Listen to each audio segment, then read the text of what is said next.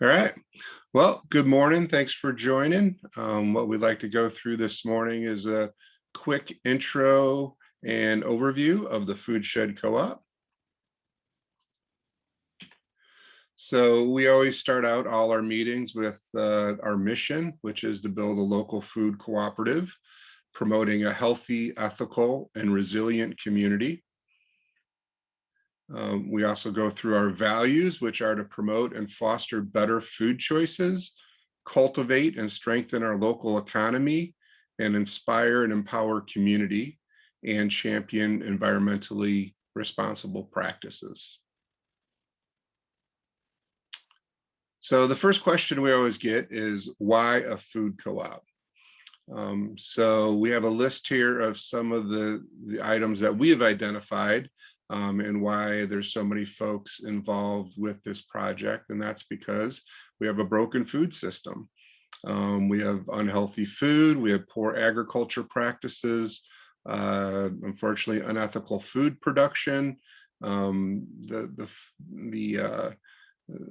people that are controlling the food shed or food system have big business motives, typically profit over community. We see a lot of unnecessary food miles as far as how many miles our food is taking to get to our plate when we can source that locally. And then just a lack of local farmer support and lack of overall resilience as we're dependent on the industrial food system to create our food. And we got a little bit of a taste of that during the pandemic when some of those supply chains were challenged. So the more that we can localize our food system, the better for us and more resilience. So here's an example of the Menominee market in Wisconsin. And this could be similar to what ours is going to look like. We haven't designed the exterior yet, but this just gives you an idea of what our co-op can look like. Here's a shot of the inside, and you can see that they've been supporting local growers since 1974. And you can see what our store could look like. There's another shot of the center aisles of that co-op.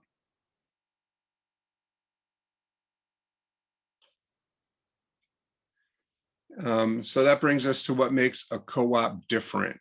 So we created this chart to kind of show the comparison of what we see with conventional grocers compared to some of the supernatural conventional grocery stores that are out there, and then compare that to cooperative food grocers. So you can see that cooperative food co-ops support local farmers or environmentally conscious, keep the dollars local, fair pay for employees and fair pay for local suppliers, more transparent, more bulk and organic options, more socially conscious, always thinking about how to build the community and educate the community.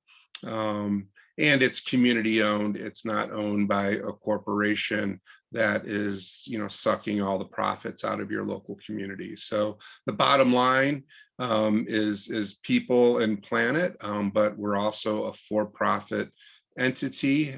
So we still need to make a profit, but any profits that we make are returned back to our owners based on how much they shop there.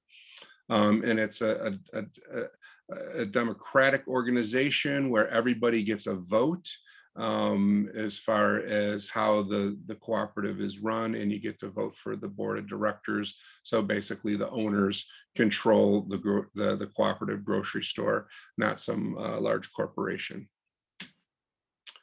So what is the Food Shed Co-op? So we're a community-owned grocery store in McHenry County.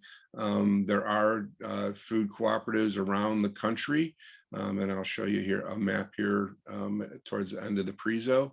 But this would be the first one that will be opening in McHenry County, and there are others in Northern Illinois that are in the process of opening as well.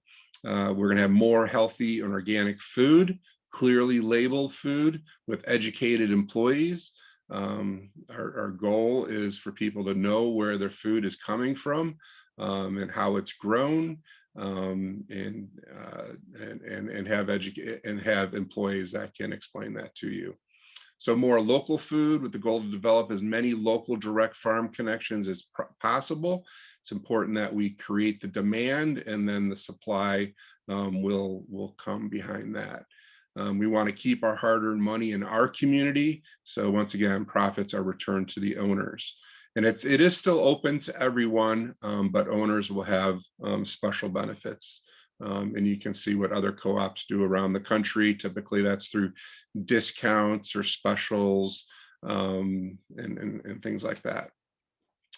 So brief history of the Food Shed Co-op. We started in 2013 with just some informal community meetings to discuss the potential of doing this. We did move forward and incorporate under the Illinois Cooperative Act in 2014.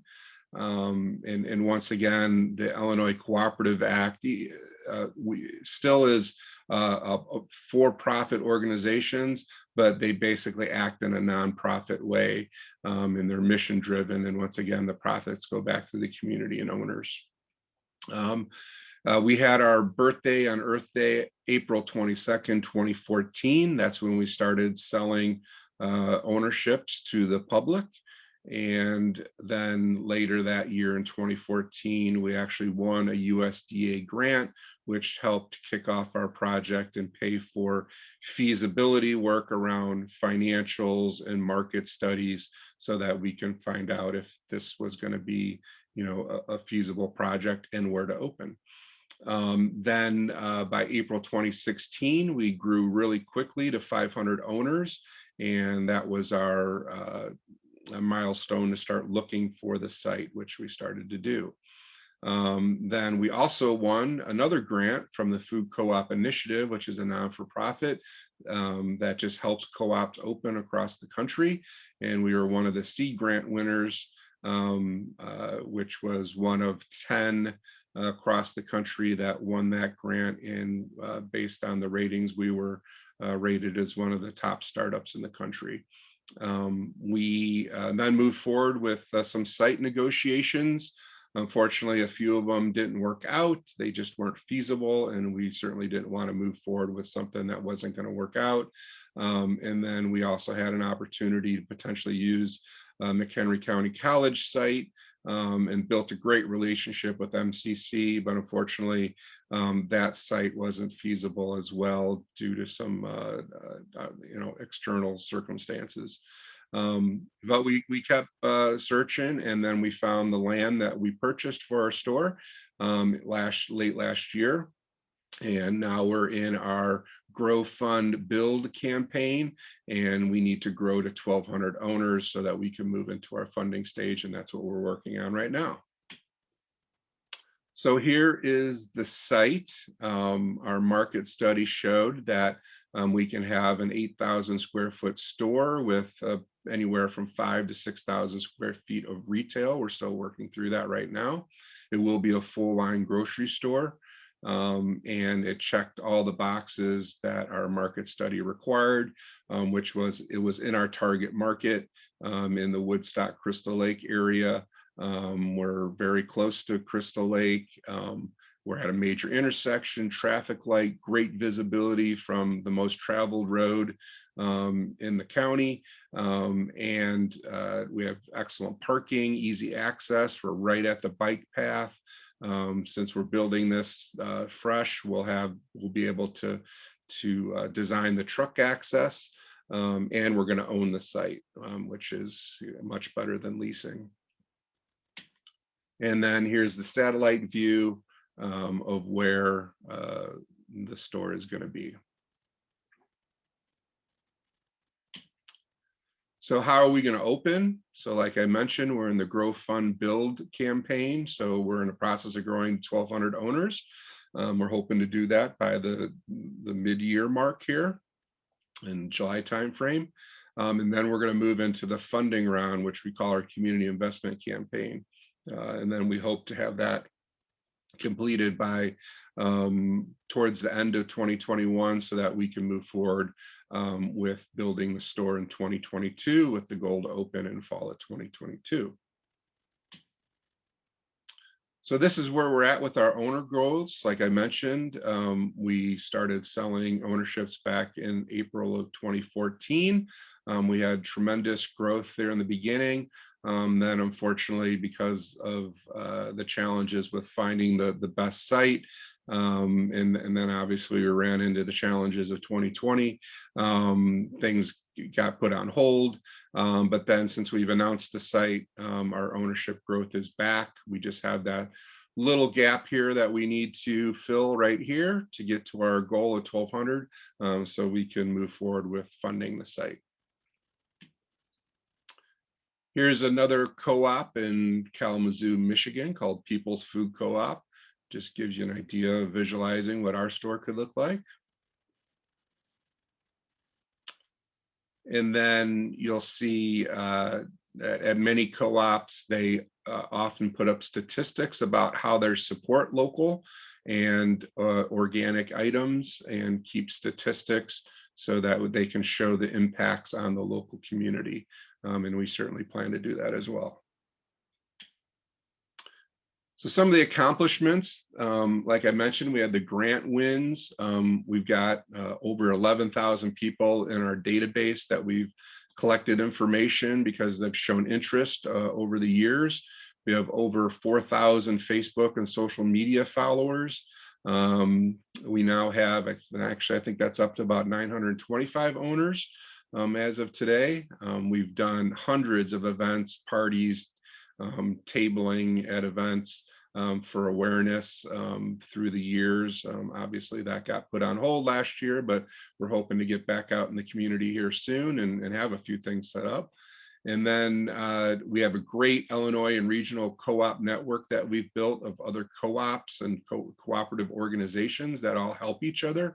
And we've just built great relationships there. And then just support of many other local organizations in the community as well. We participate in many regional co-op events. And like I mentioned, we were rated as one of the top startups in the country. On the right there, we're actually featured on the front page of the Chicago Tribune just about a month or so back. So I'll show you where that link is so you can read that article. We were featured with a couple other food co-ops here locally. And just a great article about the food co-ops movement. So why become a founding owner? So we require a financial commitment from the community to open. So we're looking for founding owners. Founding owners are people who share the vision that we're sharing with you today, that have faith and confidence in our community that we can do this, and will buy 2 shares of stock now before the store opens. And then just a note, we don't have any large investors with controlling influence. We still will seek outside commercial financing, but they will have no say over how the store is run. That will be controlled by the owners, who are the board of directors and who vote for the board of directors. So what does ownership mean? That it helps craft the vision. You can be part of this at the ground floor. You have a voice and vote on the affairs of the cooperative. Each owner gets 1 vote. No owner gets more votes than any other owner. You have the ability to run for a position on the board. Once the store opens, you'll get paid patronage dividends based on your purchases. So basically our profits are returned back to our owners. And then discount, like I mentioned, discounts and owner specials will be available at the store. And then an ownership covers all the folks in your household. So they'll be able to shop at the store, and that'll be able to count towards your patronage dividend and get all the owner benefits. So it's really be the change that you want to see. Here are the ownership packages. To become a founding owner, 2 shares of common stock, which is $100 each, or $200. We do have a founding owner payment plan as well, which is in 10 equal monthly payments. You do have the ability to buy more shares of stock. That just helps us raise money. It doesn't get you anything more. A cornucopia founding owner doesn't get any more say in the co-op than a founding owner, but just helps us raise capital faster. The most any one owner can own is 10 shares of common stock, or 10 shares of stock per the Illinois Cooperative Act. Here's another co-op down in Urbana called Common Ground Food Co-op. Here's just an example of their impacts on the lower left there, of how, how their impacts on local, and then an example how they feature local farmers, and clearly marked in their stores. And here's a label that shows how, where it's coming from, and this was only 10 miles away, certified organic. So once again, clearly marked. And another example of just the produce section, that they had 45 local items and 87% of it was organic. And then here's just more details on their labeling system. We expect to have a similar labeling system, and lots of co-ops do it different ways, but this is just an example of, once again, the transparency that we expect to have. So we are not alone. We have other co-ops that are opening in the area: Prairie Food Co-op in Lombard, Chicago Market in the Uptown Chicago area, and Elgin, there's Shared Harvest.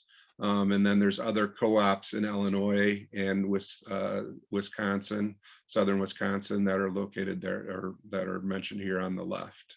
So certainly encourage you to visit those to get an idea of food co-ops if you're not familiar. So you can certainly learn more. Our website is very detailed with a lot of information.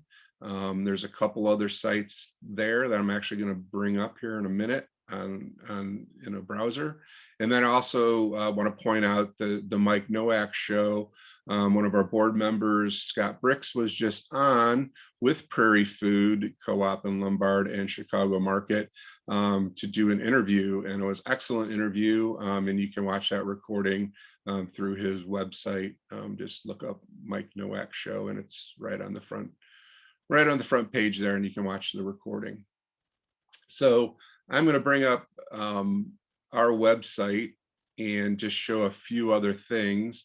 Certainly just click there to become an owner. You can track our owner status right here, and we have our owner count that's live right there.